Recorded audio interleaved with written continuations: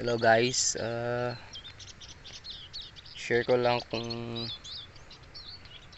ano ang dahilan ng gantong pangyayari sa dahon ng talong.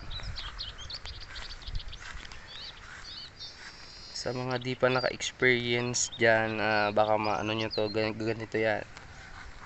Naliit, yan, tapos kumukulubot.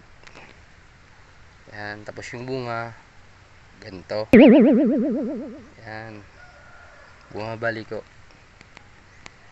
Yan po ay epekto ng peste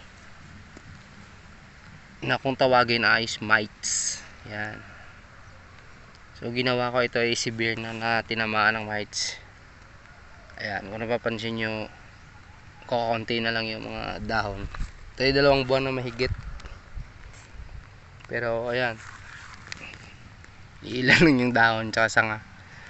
Pinagtatangkal ko tsaka sinunog. Yan. Ito pa. Yan ang epekto ng ng mites tsaka thrips. Yung thrips yung maliliit na parang ano ba yun? May pakpak na ano. Yan, epekto niyan. Yan. Pero nagre-recover na yan . May mga bagong talbos na maganda naman na siya. Yan. Nagre-recover na.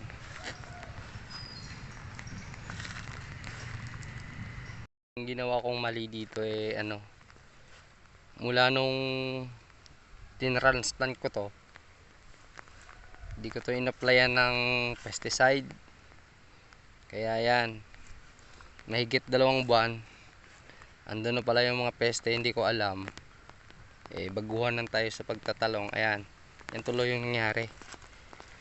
So ang ginawa ko dyan is, after ko sunugin yung mga pinagtatanggal kong dahon, bumili ako ng alika tsaka kartap, 20 ml ginamit ko sa alika sa 16 liters na tubig. Yan, nagre-recover na yan sila. Tsaka yung sa kartap naman, 2 kutsara, pwede na yun sa 16 liters. Paghaluin nyo na. Yan. Tsaka mag-spray, maganda talaga mag-spray sa gabi, huwag sa umaga. Kasi sa umaga kahit madaling araw hindi naman agad nawawala yung ng gamot sa dahon ng talong. Pag naabutan pa yan ng mga bubuyog, maano pa yung mga bubuyog, baka matsugi. Yan o, epekto nyan. Yan, sprayan nyo yan. Mag-spray kayo dito sa taas tsaka sa ilalim. Importante sa ilalim kasi dyan nangingitlog yung mga thrips tsaka mites, mga brood mites, red spider mites. Yan, yan ang base lang naman sa experience ko. Kailangan yung pa pala, yung kuha ng sprayer nyo yung mapino, yung na talagang matamaan lahat ng parte ng dahon. Kasi nakalat yung mga dyan yan, lalo na itong mga ganito, mga ulubot. Kailangan matamaan mo yan sa sa loob, kasi nandyan yung mga maggots ng mga thrips na yan tsaka mites. Yan, mga itlog nila. Kaya matuto kayo sa pagkakamali ko. Sinishare ko lang mga guys, para aware na rin yung iba, yung sa mga baguhan, yung mga dati na marunong na yan, alam na nila kung anong gawin yan yan epekto nya yan.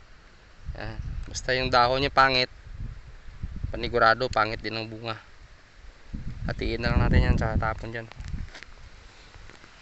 Mahirap mag lalo na organic.